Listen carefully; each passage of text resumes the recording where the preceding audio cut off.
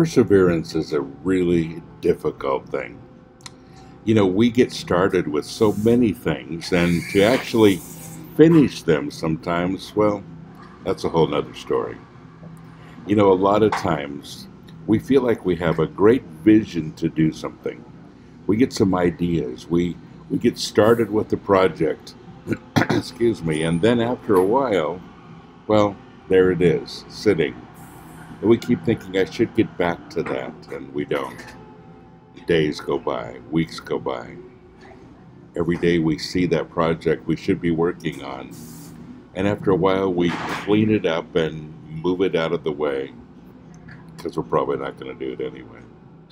How many of those kinds of projects have you started and not completed?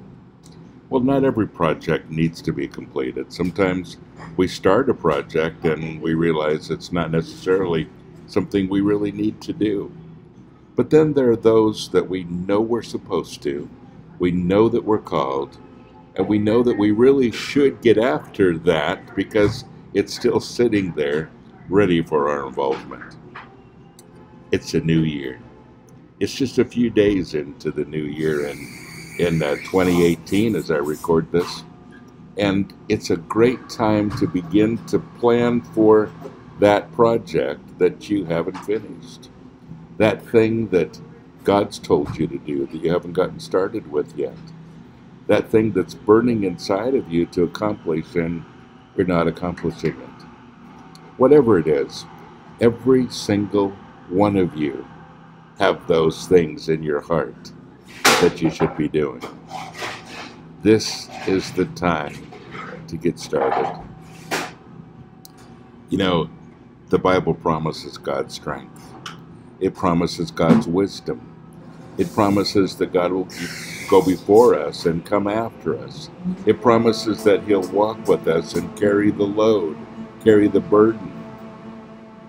What are you waiting for? That's a pretty good deal, isn't it?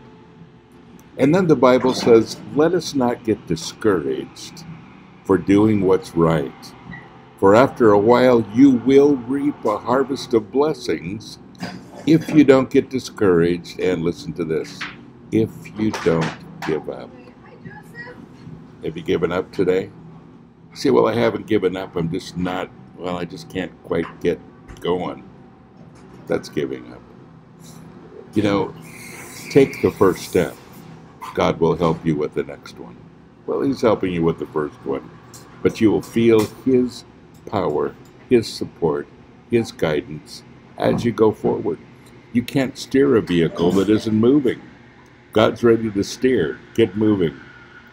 Take that thing that you have procrastinated with for so long, that vision that you have inside that God put there, that thing that burns inside of you to do, and get started.